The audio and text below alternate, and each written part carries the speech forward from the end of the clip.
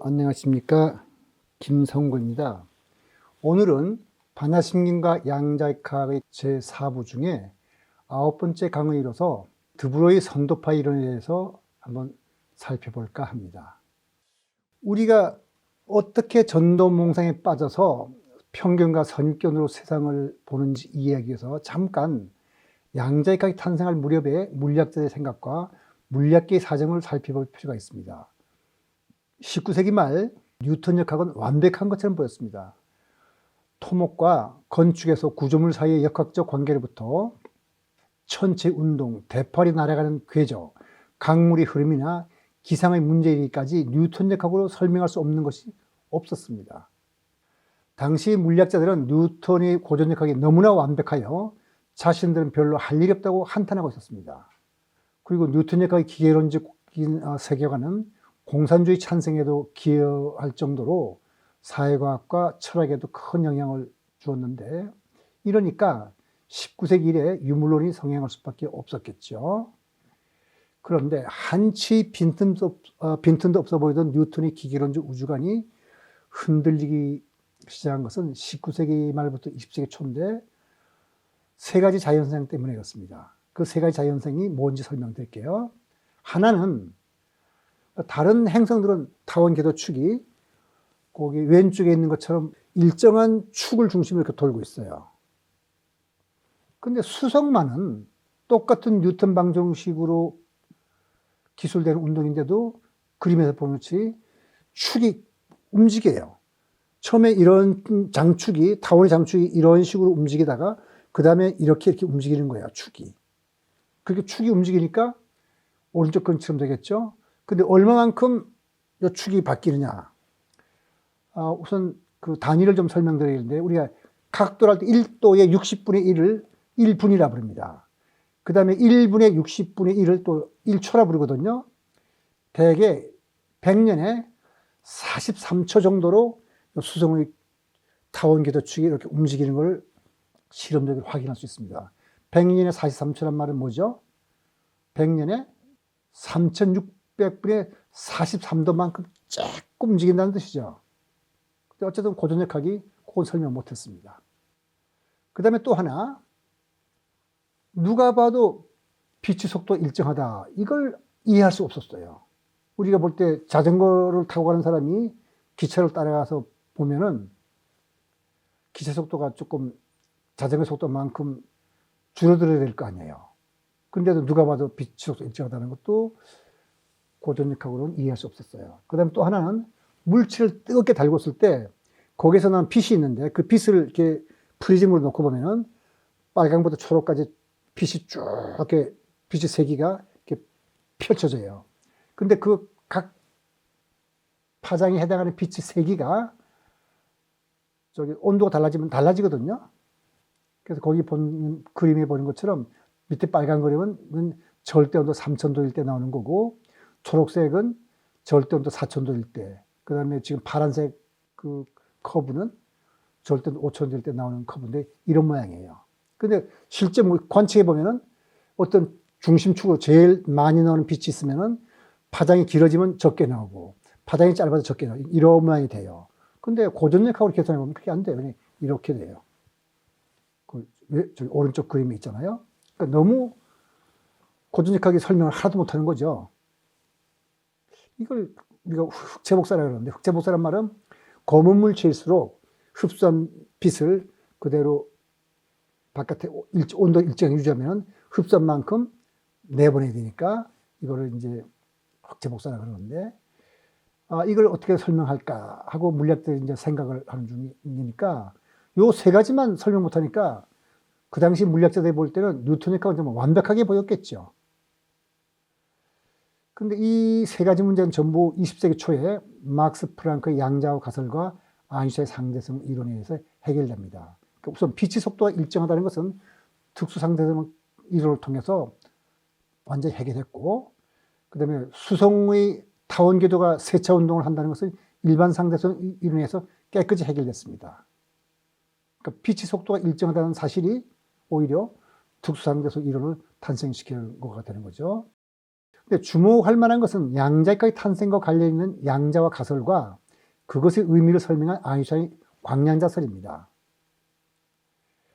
1903년에 막스 플랑크는 빛의 에너지가 연속적인 값을 갖는 것이라고. 우리가 에너지라는 것은 0부터 무한대까지 아무 값이 가져도 생각하는데 그게 아니고 진동수에 비례하는 띄엄띄엄한 빛을 갖는다는 양자와 가설을 세웠습니다. 그래서 이런 진동수가 뉴인 빛이 갖는 에너지, 뉴는 여기 그리스 문자를 말하는데 뉴인 빛이 갖는 에너지는 그 플랑크 상수라 부르는 h에다가 뉴를 곱한 h뉴만한 값을 갖고 그 다음에 그 빛은 딴 값을 못 갖고 1.5 h뉴 이런 건 없어요. 1.8 h뉴고 2배의 h뉴, 3배의 h뉴. 다시 말해서 최소 에너지 h뉴의 정수의 만큼은 가진다는 말이니까 h뉴가 최소 단위가 되고 한 덩어리가 된다는 뜻이죠. 그 덩어리의 2배, 3배의 에너지만 갖는다고 가정했더니 아까 설명드렸던 이 흑체 복사가 깨끗이 설명돼요. 근데 1900년 막스 플랑크가 빛의 에너지가 최소 단위를 가진 덩어리를 이뤘다는 양자와 가설로서 흑체 복사 문제를 깨끗이 설명했지만은 아무도 그것이 빛이 입자의 성질을 가진다는 것을 뜻한다고 생각한 사람은 아무도 없었습니다. 그런데 1905년에 아인슈타인은 빛의 양자와 가설이 바로 플랑크의 가설이 바로 빛이 입자라는 걸 뜻한다고 해석하고 그때까지 물리학자들 사이에 수수께끼 같은 현상으로 남아있던 광전효과를 깨끗이 설명했거든요. 광전효과가 왜 수수께끼냐면 이런 겁니다. 광전효과라는 것은 금속면에다가 빛을 쪼이면 전기가 통해요. 그 뭐냐면 금속면에다가 빛을 쪼이면 전자가 튀어나오기 때문에 진 공간에서 이렇게 금속판 두 개를 놓고 있으면 이 빛을 쪼이게 되면 여기서 전자가 튀어나와서 이쪽에 도달해서 전기가 통하는 거거든요. 근데 파장이 긴 빛은 진도수가 작다 그러는 건데 이 파장이 긴 빛을 아무리 많이 세게 쪼여도 전자가 튀어나오질 않아요. 아주 강하게 쪼여도. 근데 한계값보다 짧은 파장의 빛은 진동수가 큰 놈이라는 말이나 파장이 짧은 말이라는 같은 말인데 그러니까 진동수가 큰 빛을 쪼이면은 그 세기가 아무리 약하더라도 전자가 튀어나와요. 그러니까 이걸 아인슈타인은 어떻게 말했냐면은 광량자 가설이라고 세워서 플랑크의 가설에서 말하는 진동수 뉴인빛이 최소 에너지가 h뉴라고 한 것은 바로 빛이 h뉴라는 에너지를 갖는 알갱이라는 거 뜻한다고 해석한 거예요. 그래서 그 알갱이를 빛의 입자라는 뜻에서 광량자 또는 광자라고 부릅니다. 그러니까 포톤이라고 이렇게 불러요. 그래서 빛이 광자이기 때문에 광자의 에너지가 금속이 전자를 속박의 에너지보다 크기만 하면 전자를 튕겨낼 수 있다는 겁니다. 왜 그럼 전자가 어떤 파장의 빛보다 더 한계보다 짧아야 되면 금속면에 전자가 붙들어 두는 힘이 있을 테니까 그거보다는 좀 세야 되겠죠. 그래서 거기 그림에 보이다시피 금속판이 있으면 빛이 쪼이게 되면은 금속이 전자를 붙들어 주는 에너지보다 크기만 하면 그 에너지가 크면 전자가 튀어나온다는 뜻입니다. 그러니까 튀어나오니까 진 공간에 전자가 흐른다. 그래서 이 광량자 가설로서 아인슈타인은 광전효과를 깨끗이 설명하고 그 공으로 1921년에 노벨상을 수상합니다. 아인슈타인은 상대성 이론으로 노벨상을 받은 게 아니라 이 바로 광전효과로서 노벨상을 받은 거예요. 입자 파동의 이중성은 당시 물리학자들의 관점에서 볼 때 참으로 받아들이기 어려운 개념이었던 모양입니다. 어떤 면에서 양자역학의 세계로 들어가는 문을 열었다고 할 수 있는 사람이 바로 막스 플랑크와 아인슈타인인데 자기가 문을 열어놓고 나서는 자기가 그 문에서 들여다본 것을 믿지 않은 거예요. 죽을 때까지 입자 파동성의 이중을 믿지 않았다 하거든요. 둘 다 자신들이 제안하고 노벨상까지 받은 양자 가설과 빛의 광량자 가설이 자기들 뭐라고 생각하냐면 이건 그럴듯한 내러티브인 거지 자연이 정말 그렇게 논리적으로 양립할 수 가진 리는 없다고 이렇게 생각한 거죠. 자기들의 멋진 학설을 자기들은 그냥 그럴듯한 내러티브라고 생각했던 겁니다. 그러니까 막스 플랑크는 더군다나 그 특수상대성 이론으로 유명해진 다음에 아인슈타인이 대학 교수 찾을 때 아인슈타인 추천서 썼는데 이런 말을 썼다고 그래요. 아인슈타인 이 사람은 참 뛰어난 사람이다. 물론 그런 가끔 광년자들과 같은 이상한 사례를 하는 경우는 있지만은 은한 사람이 분명하다. 이렇게 말했으니까 광년자 가설이 얼마나 이상한 소리라고 생각한 거겠어요. 그러니까 막스 프랑크도 아인슈타인도 양자역학을 받아들일 수 있는 없는 사람이었어요. 이 사람들은 물론 코페르겐 해석을 인정하지 않았지만 코페르겐 해석이 나오기 이전 입자 파동 이중성을 하나의 내러티브일 뿐 자연히 이중성을 갖는다고 믿지 않았습니다. 근데 그 점에서는 양자역학의 철학적 기반을 말하는 보아도 마찬가지입니다. 보아는 1923년 프랑크의 양자와 가설을 수소 원자의 핵주의를 도는 전자에 적용해서 전자의 에너지와 거기에서는 각 운동량이 양자화됐다는 가설을 세워가지고 수소 원자에서 나오는 빛의 스펙트럼을 정확하게 얘기를 하고 그 공로로 1920년 노벨상을 받았거든요. 그런데 보아의 양자와 가설을 잘 살펴보면 전자가 파동이라는 걸 암시하고 있어요. 그럼에도 불구하고 보아 역시 빛이 입자라는 광량성을 믿지 않았다고 그래요. 파동이 분명한 빛이 입자일 리 없다고 생각하니까 양자역학의 문을 열고 그 양자역학의 철학적 기반을 마련한 보아, 아인슈타인, 프랑크도 정말 입자 파동 이중성을 믿지 않았다는 얘기죠. 그냥 그럴듯한 내러티브라고 생각했던 거죠. 그런데 입자 파동 이중성을 강력히 주장한 사람은 누구냐면 물리학자 드브로이입니다. 1923년 미국의 물리학자 컴프턴이 실험을 통해서 빛이 전자를 때려서 당구공처럼 빛도 전자처럼 튕겨나가는 걸 보이자 드브로이는 이렇게 주장했어요.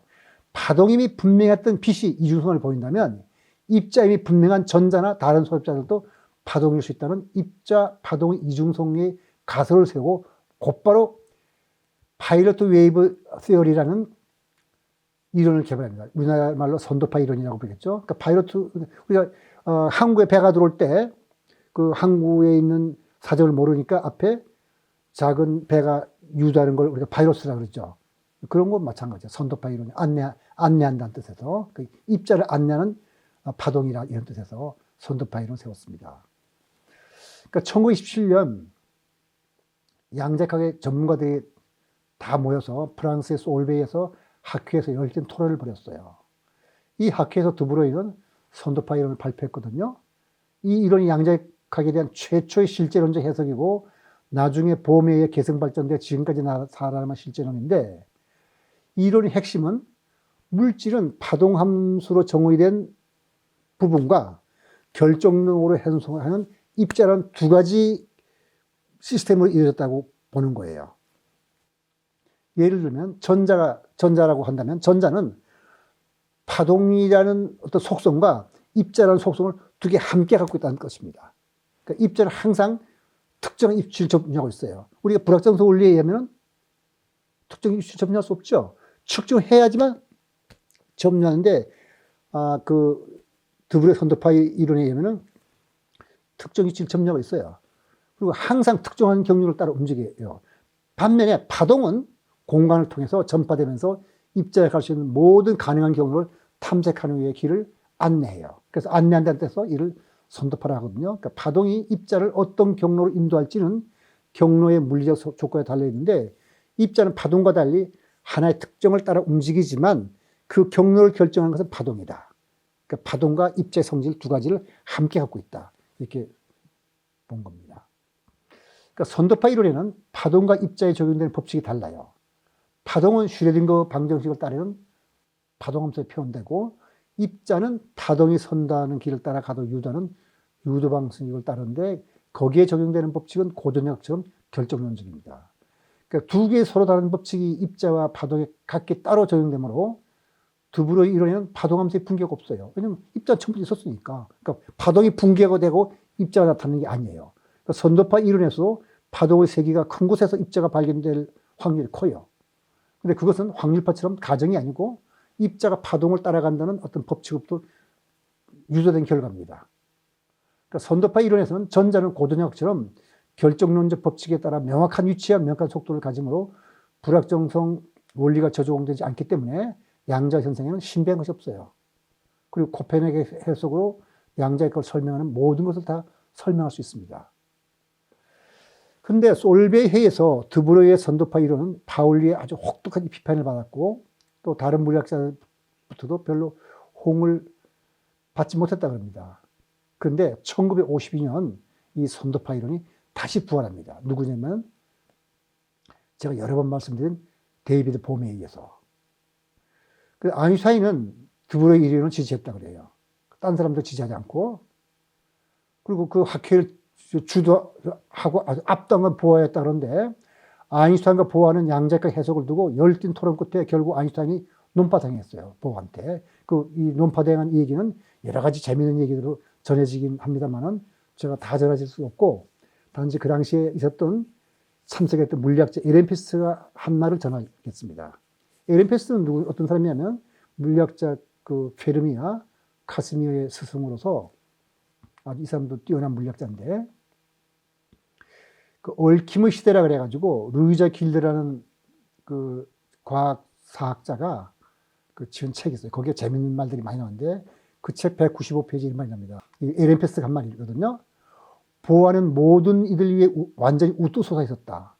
우선 아무도 그의 말을 이해하지 못했고 양자현상이랑 이해 못하니까 그 다음엔 단계적으로 모두를 패배시켰다. 그러니까 보아하고 논쟁하면 아인슈타인이 뭐고 다 나가 떨어진 거예요. 그리고 이제 190페이지에 이거는 이제 에렌피스가 아인슈타인 박사한테 하는 말이에요. 아인슈타인 박사, 나 자네가 부끄럽네. 마치 자네의 적들이 자네의 상대선 이론에 반박하는 그런 식으로 자네는 지금 새로운 양자론을 반박하고 있지 않나. 좀 제발 그만두게 이렇게 에렌피스가 말했다 그래요. 이 정도의 분위기를 제가 전하도록 하죠.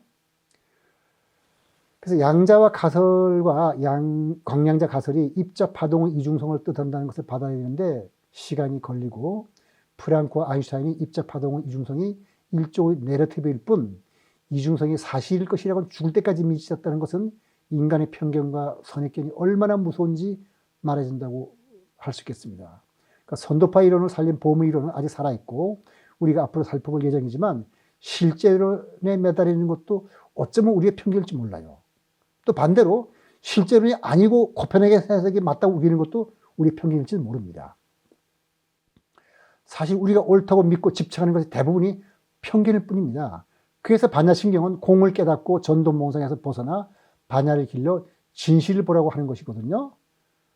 그래서 또 진실을 보는 것이 우리는 그렇게 간단하지 않은 것 같아요. 선승들은 세수하다 코 만지기 많고 쉽다고 합니다. 근데 뭐 정말 그럴지 모르겠습니다만 적어도 물리학자들이 명백한 증거 앞에서 자신의 고집과 믿음을 버리지 못하는 것을 보면 반야를 기르는 것이 이렇게 세수하기 하다 코 만지는 것만큼 쉬울 것 같지는 않습니다. 근데 어렵다 하더라도 불자라면 부처님 말씀을 믿고 개정회를 닦는 것밖에 없어요. 안 닦으면 부처님 말씀이면 우리 그냥 계속해서 전도몽상에 빠져서 꿈꾸듯이 윤회를 하고 근데 부처님 말씀이면 꾸준히 닦으면 응답이 온다 그랬어요. 마치마니까에 보면 꾸준히 한 7년만 닦으면 답이 온다 그랬거든요.